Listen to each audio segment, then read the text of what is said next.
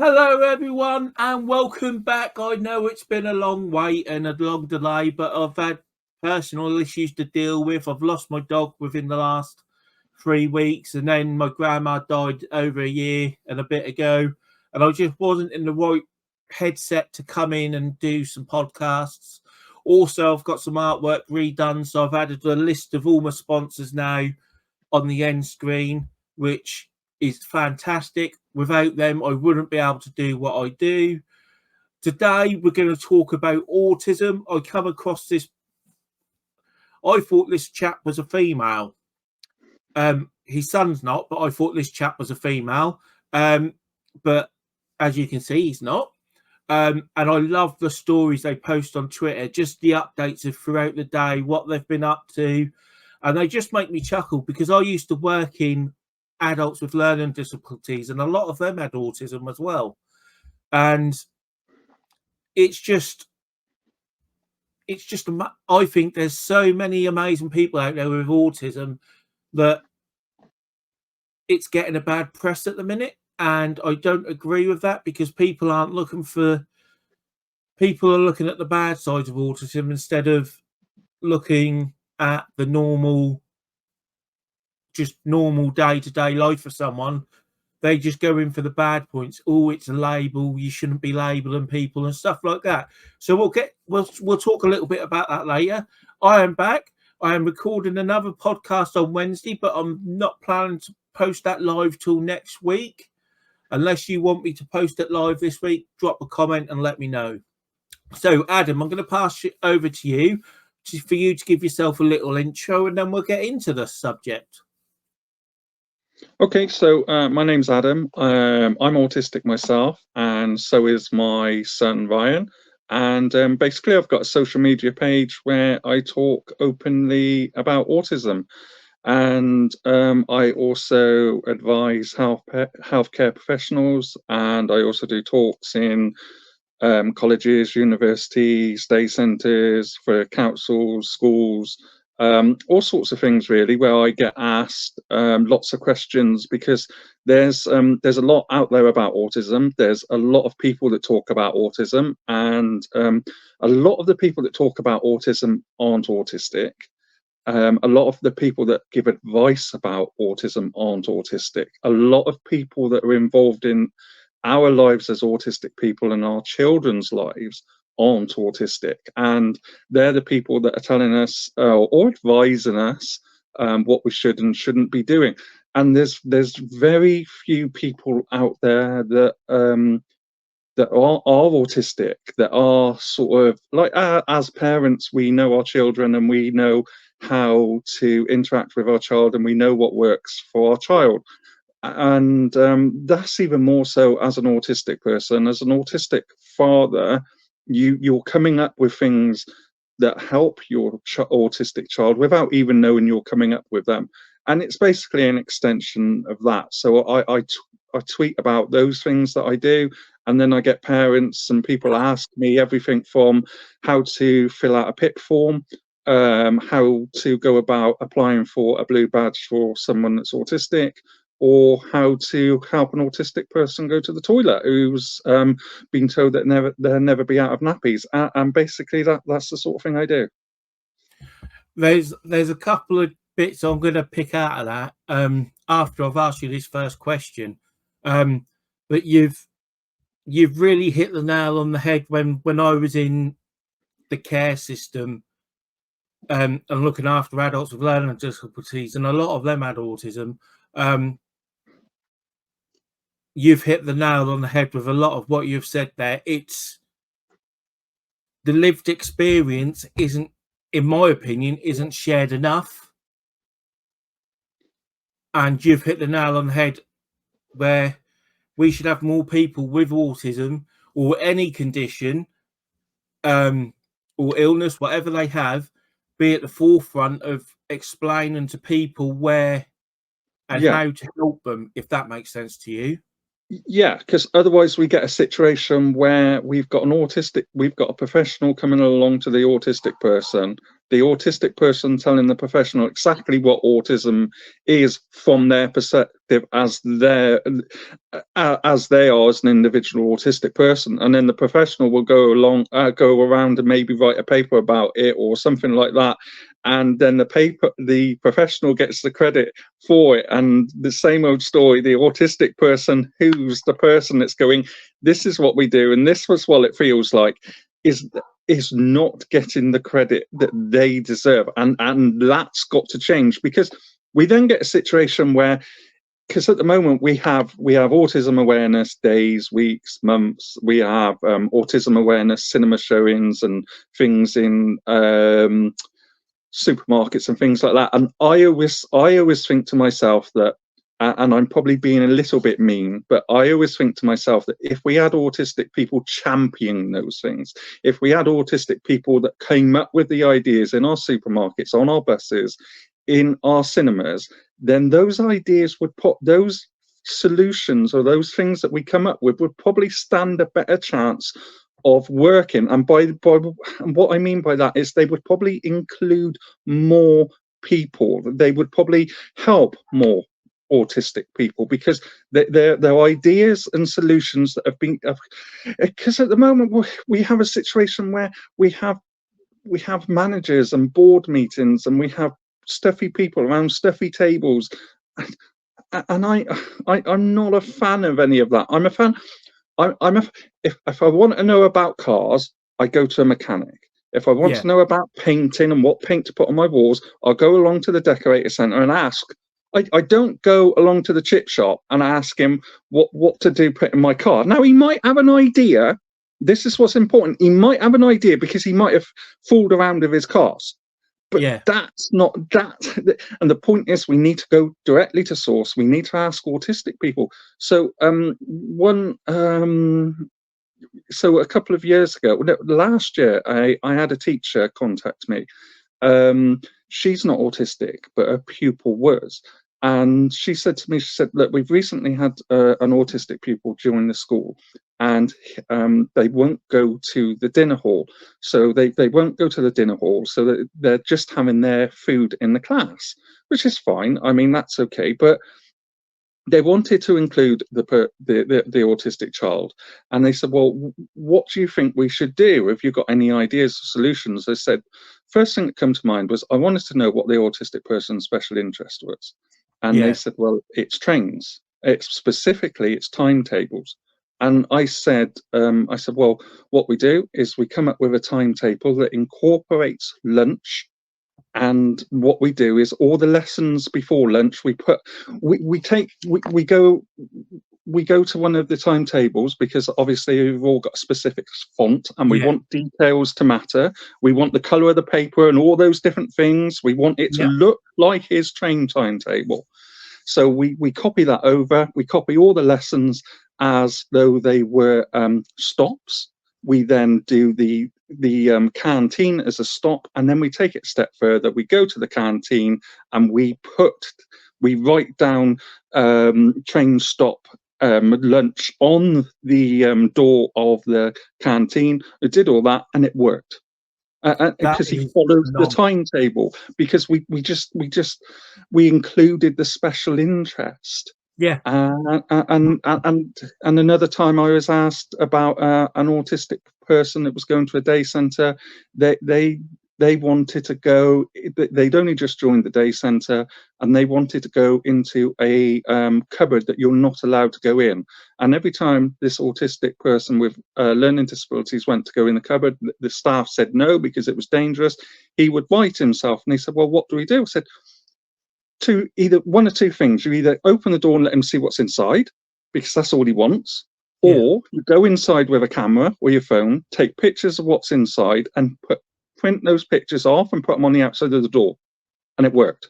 All I wanted to do was see what's inside. If you say no to me, if you say no to an autistic person, I mean, our brains are massively creative, and we want to know things all the time. And we want, if you say you can't go through that door, I want to go through that door. And this autistic young man wanted to go through that door. Who wouldn't? So so that's all they did. Quite simply, is they took pictures of inside, stuck them on the outside, and it worked.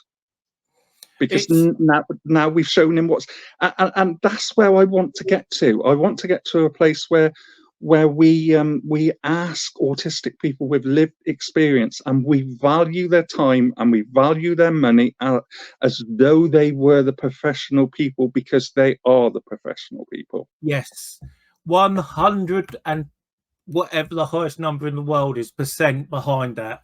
You cannot expect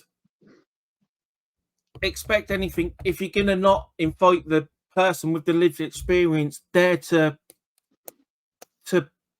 ask for their experience of the situation. You're not going to get a truthful answer. If you get someone with a book that's read about it for the last 5 years in uni or something, then they're not going to know the practical side. Is ask the person with the lived experience. You're so right. And it shouldn't be, and this might sound wrong, but in my head is the only way. It's simple. All they've got to do is ask the person or the carers with the person with the lived experience about their day. What can we do to improve it? What would help you? Like you said, with that would have helped me at school. Having it I can't read timetables, but having the timetable at school caused me a lot more issues than if that was done like a timetable. That would have helped me 100% more. Yeah, I mean, I get a little frustrated about it, as you can imagine, because we get barriers into employment. We get barriers. We're the type of people that they say they want to employ, but what they're really saying is, we want to tick a box to show that we want to employ autistic people, but we don't actually want any autistic people to show up. Yeah. And this is just based on my own experience. And going back, like that all over the country, fellow, I really do. Yeah, and going back to the being asked questions and being experts by lived experience, I'm a great advocate and believer in that. I mean, if I was an alcoholic and I went to Alcoholics Anonymous, and the person that ran the group had never touched alcohol, and he was giving me advice on how not to drink. No, I want the person that's been there and done that, and I want the person that's had those withdrawal symptoms, that knows how to go through that. And you can't get that from a book, and you can't get autism from a book. You can't learn it. And they're so, I mean, at the moment we've got a situation where everyone's banging on that there's too many autistic people are diagnosed, we got this, we got that, and I think to myself, well, if that's the case, start employing some of us. And I don't believe that for one moment. I believe that obviously that we've got better at diagnosing it, and even that's a double-edged sword, because we're saying it's overdiagnosed, but nobody can get a diagnosis. So I don't quite know how that works. And do you know what I mean? I know exactly what you mean. How can you tell us it's overdiagnosed, but no one can get a goddamn appointment? 3 to 7 years in some cases. Some cases 10 years to get a diagnosis. I was when lucky. You're an adult. Yeah, I was lucky. In the area I live, we've got a system called Right Care, Right to Choose. Yeah. And I think that's it. I think it's all over the country. I'm not 100% sure, but I went to a group I'm involved with, and she supported my letter to go to my GP, because he wasn't going to refer me for an autism assessment. And then the letter come, and he said, okay. And I got hold of it. I think it's called a Riggs test. I might be wrong. No, I've butchered that name. I can't remember what test it was. And I've done the test for that, and that scored me highly autistic. Well, I took the results and the letter back to the doctor. Okay. I said, but I want to right to choose to where I go. I said, because I know that the wait is severely long. Astronomical, for an assessment. And from once the ICB, the commissioning system, had accepted my funding for me to get a private assessment, it was, I think, from start to finish, it took about 6 months, maybe less. That's really good. And they were brilliant. They were absolutely brilliant with me. The only issue I had was having to travel to 45 minutes to go to the second assessment. That was the only hassle I had. But they were absolutely brilliant. And the report, I had to get someone to read through the report with me because I didn't quite understand it. It was thorough, and it listed all the concerns that I had, and I felt like I'd been listened to at long last. Yeah. But in my area and parts of Norfolk, some people I've dealt with are telling me that because they haven't got no one back in their corner, the doctors will not refer them for an assessment. Yeah. It's ridiculous. Yeah, I mean, I get a lot of people contacting me where the doctor has refused somebody. So my advice is to always go back to the GP, and if he refuses, ask him to write down the refusal and the reasons why he's refusing. Now, he can't refuse. He's No, not supposed to refuse. no, But by doing that, what you're doing is accountability, and the likelihood that I've never had anyone come back to me and go, the doctor's written that letter, but I've had everybody come back to me and going, I've got an assessment now.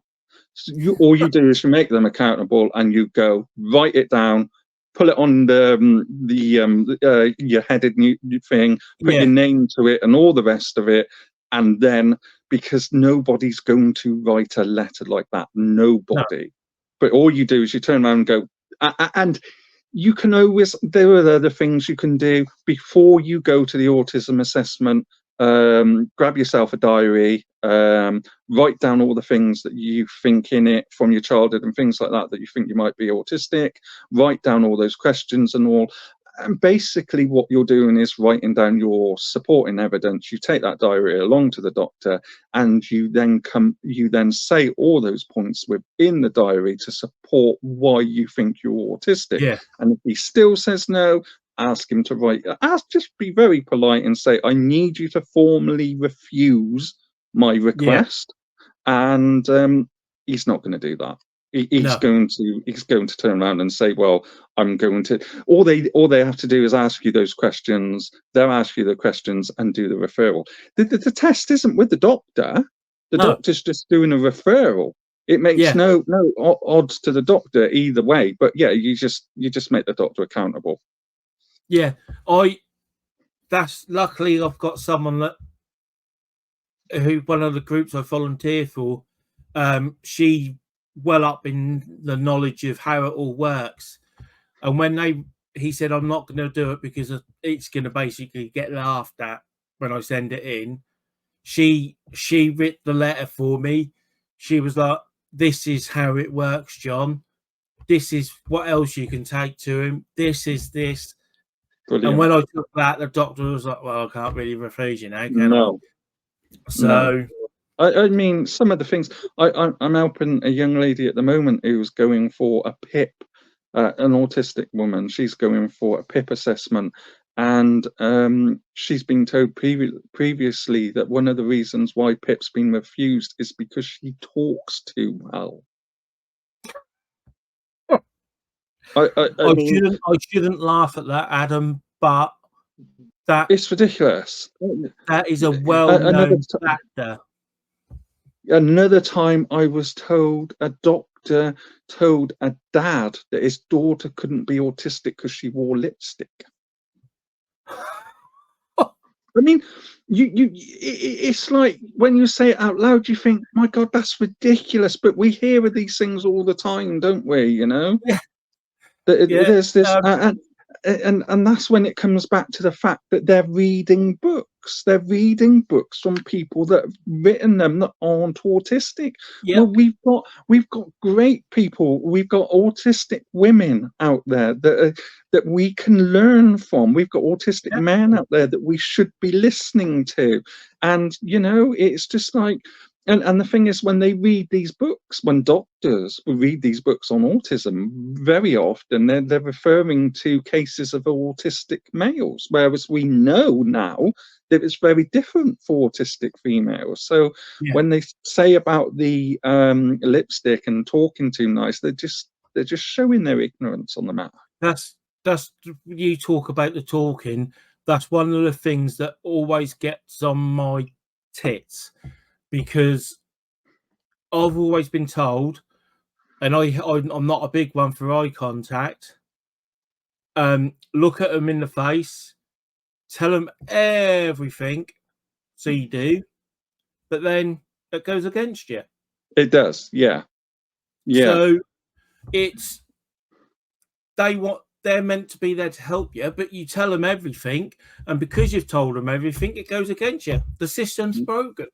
Yeah, and this young lady was very worried that they keep trying to trip her up. They wanted to know how long she plays video games for, Yeah, and I get asked silly questions like that.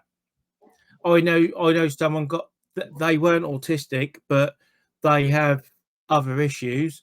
That because she could read and write well and tell the time on the clock, she got refused PIP. yeah, yeah, yeah. It's But yeah, ridiculous. I'm a firm believer in asking autistic people when it comes. I mean, I've had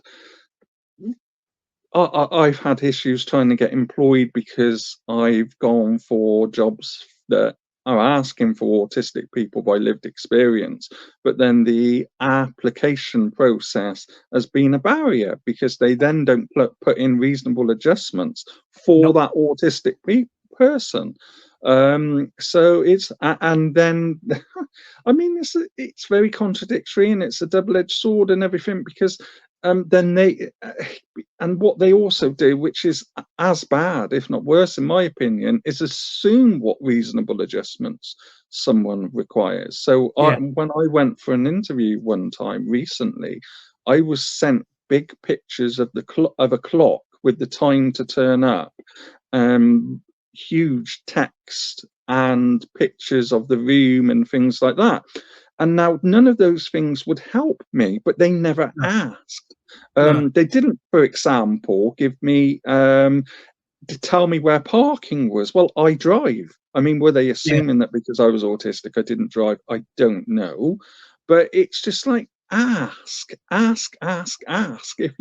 If you want to know what an autistic person requires in terms of reasonable adjustments, ask them. Don't assume, because it's Yep. going to Definitely. be Totally different for agree with you. everybody. It's going Totally to be agree with you. different. Yeah, it's very frustrating, and when I went and sat in the interview chair, they put fidget poppers in there for me to use, and it's just like, that's going to help some people, But not but that everybody. no, not and you get to a point where you might offend people because nobody wants to be telling nobody no autistic person should be told by someone that's not autistic what reasonable adjustments they require. Yeah. Totally agree. Absolutely 1000% agree with you there. It's absolutely bonkers. The system is bonkers. I'm going to move on to my next question, and that is, how did you come about sharing your story online? And because I see you've got over like 50k followers on Twitter, and that's phenomenal. And Yeah, you some of your posts I look on have got loads of comments, loads of likes, and I just love it. yeah. I mean, it all started because when my son turned 21, when my son turned 21, he had three birthday cards. One from me, one from his brothers, and one from the dog. And isolation for us, I know it's not the same for everybody, but isolation for us and for me as a carer has been a huge part. Um, Family and friends distanced themselves over the years as though they thought that it was something they could catch, or I don't know, but family and friends disappeared. The very people that you thought might be there to help you were the very people that went. And when Ryan was 20, when my son was 21, there was just none of this big, like, lots of cards and things like that. So I went on Twitter and thought, well, I'm going to I'd seen similar people do a birthday appeal for cards, and I'd felt strongly that I'd let him down. So I went on Twitter just to do an appeal for cards. And so I did that. I joined Twitter, and I'm known as Autism Care and Share online and not Adam, because when I went on at that very first time, my anxiety was so bad. I mean, I couldn't even speak to a neighbour. I'd go in the other direction. And it's funny when you mentioned at the beginning about you thought I was female. A lot of people do, and in fact, then everybody called me Ryan's mum. They would be like, "Oh, way to go, mum! Mum, you're doing a good job," and "Pleased to meet you, mum," and all that sort of thing. And I never corrected them because I couldn't. My anxiety was at a place that I just couldn't. And it took me a couple of years to share that my name was in fact Adam and I was in fact Ryan's dad. And then I started getting asked to do interviews, podcasts like this, radio interviews, TV. I was one of the people during COVID that was talking about the need to prioritise autistic people with learning disabilities for their COVID vaccine. So I did BBC Politics at the time and a few other programmes. And so I get asked to do things through social media, but it's I get questions from doctors, teachers, policemen, all sorts of people that sort of I had a question the other week from a GP that said, how do I help an autistic patient?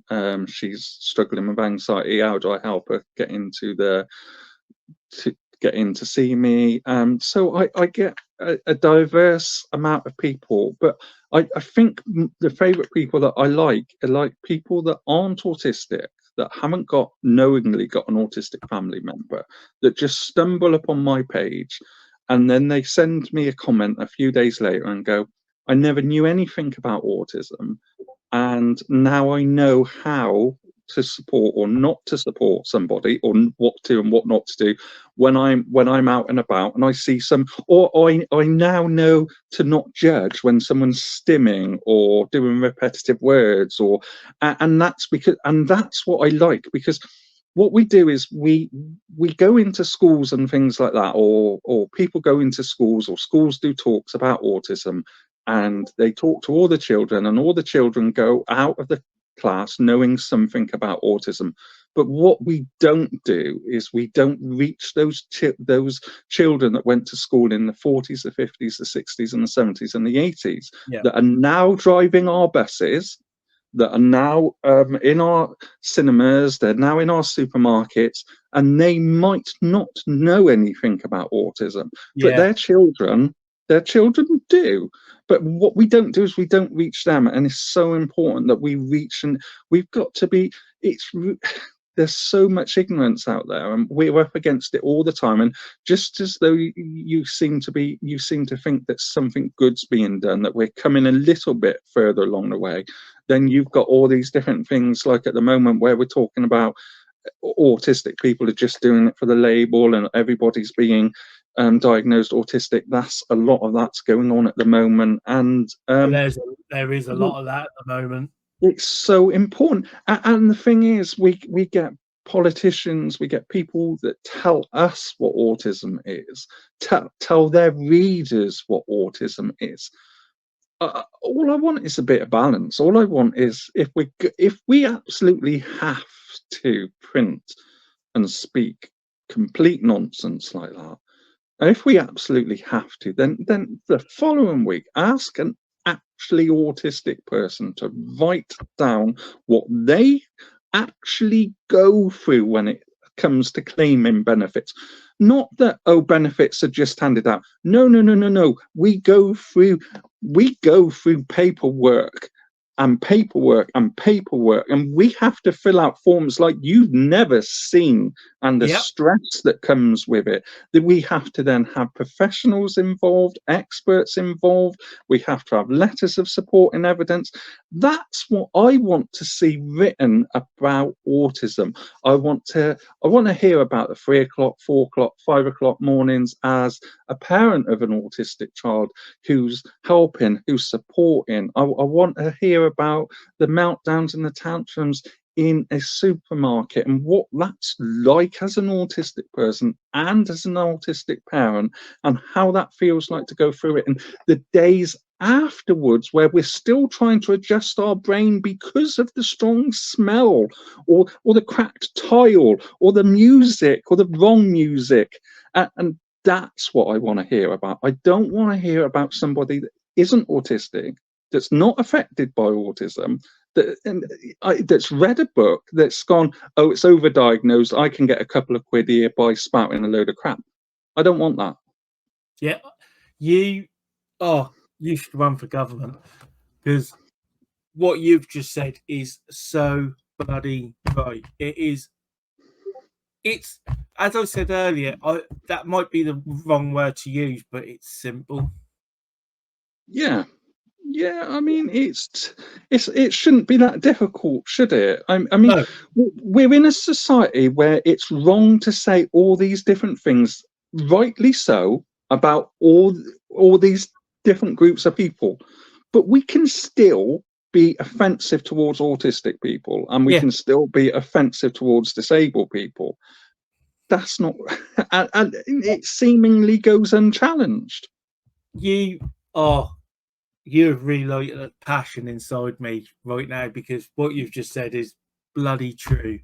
And one of the people I work closely with, or volunteer for, I should say, she'd love you. She'd absolutely love you, because she does a lot of suicide prevention work, but she's also brought the light of autistic because she lost her son to suicide. Yeah, Um, and she's phenomenal. You two would just bam straight off each other. And she was only diagnosed last year. She's in her 60s, and she was only diagnosed last year with autism. We yeah. sort of went at the same time with each other, getting our diagnosis. But yes, I think you and her would hit it off so brilliantly. It's unreal. Um, Hang on. Sorry, people. It is my first one back, and Adam's blown me away with such passion. I'm a little bit rusty. Um, what else was I going to say? Do you find that you get the odd troll now and again on Twitter? Yeah, I mean, I've got over 50,000 followers now, but even when I had a handful of followers, I'd get people saying things like, one of the biggest things is if I post a picture of my son with a drink of alcohol, people are like, "Are you sure that's a good idea? He's autistic. You're giving him a beer? Are you sure that's wise?" And there's a lot of that. I mean, I've had comments when I posted a picture of him with a burger, like, and I've read comments from people saying that having a beer might somehow top his autism up or make him more autistic. And What? it's incredible. And then I get the because I've got quite a lot of followers from all over the world, I get links to like the bleach, the cleansing clinics and Yeah, things like that, and autism being caused by vaccines. That's quite big. But I think I'm quite lucky on the whole because I've got such dedicated amount of followers. I'm in a bubble. So I'm yeah, in, so most of the people that follow me because it's an autism page, and yeah, because it's about, so I do a lot of hints and tips. One of my biggest ones at the moment that I tweet a lot about is feed the table and not the plate. So the idea behind that quite simply is if we've got an autistic child that's got a very limited diet that will only eat one or two things, instead of assuming what they want and thinking, you know, if you've got someone that's non-verbal or pre-verbal or has limited communication, instead of assuming what they want to eat, or even if you want to expand on what they're currently eating, instead of feeding their plate, so instead of putting the foods on their plate, put the foods on the table, on little plates on the table, all separate little plates. Give the child an empty plate, let them choose what goes on it, where it goes on it, and when it goes on it. And then that way they can choose in what order it goes on it. They can choose whether it touches or not. They can choose things based on smell, based on texture, rather than you choosing, let them choose. And another way of doing that for free, because obviously we're all very you know, everything's really expensive and we're all on a very limited budget. Another way of doing that for free, something I do very often, is to go to food markets and go around trying all the free samples. And that's a really good way of getting an autistic child used to smells, sound. Go early or go late, touch base with the market to find out the best place to go. You always find a group online or something. But there are things that we can do that make things easier. And it just maybe require a little bit of thought or a bit of out of box thinking sometimes. But yeah, going back to your original question, I go off a little bit, but Don't worry about yeah, that, mate. Don't worry about it. Oh, I do, I you have do get, blown my head today. I do get trolls, but very luckily I'm in sort of like, because everybody listens to like the tips and the hints that I do, or just pictures about going on holiday. I took Ryan on his first ever airplane last year. And so people tend to follow for that. And I'm quite lucky that I don't, if I get a really popular tweet and it sort of hits outside the bubble, then that's when I get Yeah. people sort of contacting me. I'm gonna say it. My partner's in the room next door, but I've fallen in love with you, fella, because your passion is 100%, and we need more people like that. Yeah, we do. And one thing I will say, when you're saying about passion, you know, and I mean, I'm in my 50s and I'm autistic myself, and I've got anxiety, and there's not always a time that you can speak out, either because you're tired. And when you've got an autistic child and you're knackered all the time and you've got all those forms to fill out, and sometimes you need somebody else to help you. And my advice is, if you're not a loudmouth, find one, because there will always be someone in that playground, you know who they are, that will know how to do those things and how to help you. If you're not a loudmouth, find a loudmouth. I mean, because we're all at different stages, and that's fine. I mean, I was a couple of years ago, I couldn't be talking to you the way I'm talking to you now. And I get to help people now because of how passionate I am. But if you haven't got to that stage yet, then you will know someone that is. And it's like fishermen, isn't it? Fishermen always want to help another fisherman. They always want to show them how to tie that hook and how to bait their. And parents of special needs children are exactly the same. We always want to help each other. Just ask. You heard it here first, people. Just ask and find that loudmouth. Absolutely. You've just given one bit of advice that I think is really good. I'm going to start bringing this to the end now. And I know you've just come up with one brilliant piece of advice, but what would you get? What your one main important bit of advice be to anyone that is struggling to get an assessment, or struggling, or just struggling in general, don't know where to look to ask about autism in general? They want to know a little bit more or something. My biggest advice is to keep a diary. Keep a diary, keep a diary, keep a diary. Keep a diary on your child. The behaviors that your child, that bad Saturday that you had, that bad trip to the supermarket, that time you went on holiday and this happened or that happened, that thing that replays over and over and over in your mind again, you put that in your diary along with all those other things that happened. When you go to meetings, when you fill out forms, That's what you say in your meetings. You talk about your bad day. You talk about your worst day.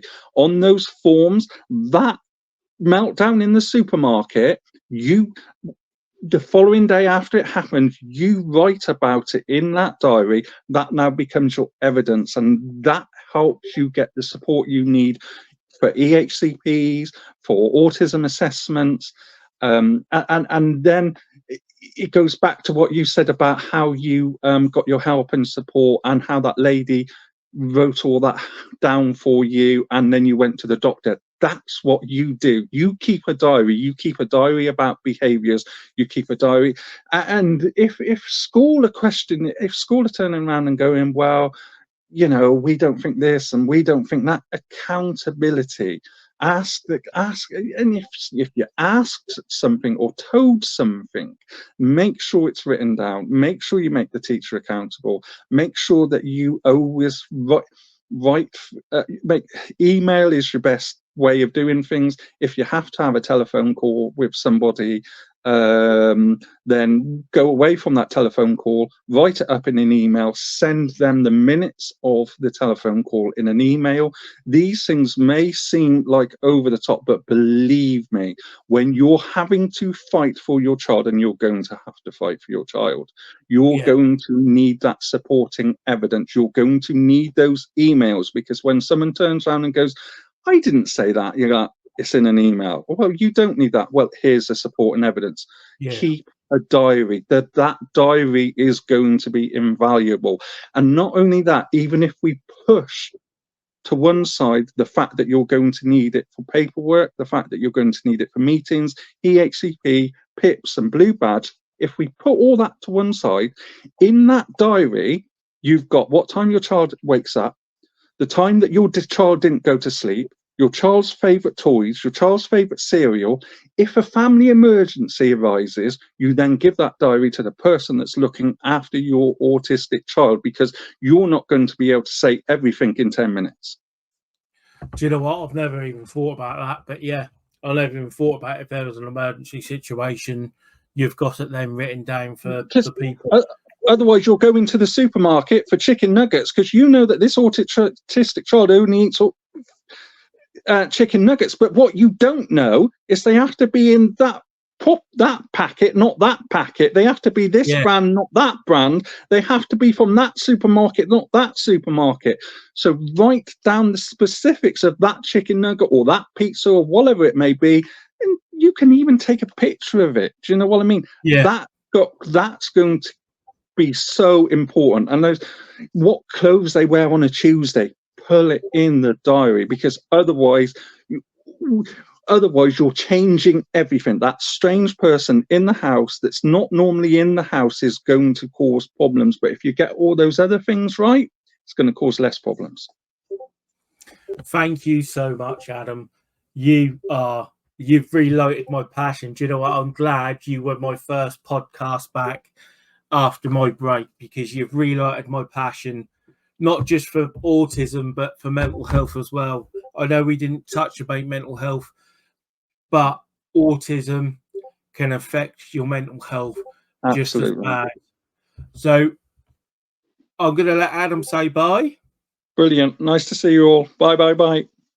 And thank you ever so much for watching. This will be out as soon as possible. Thank you ever so much. See you in the next one.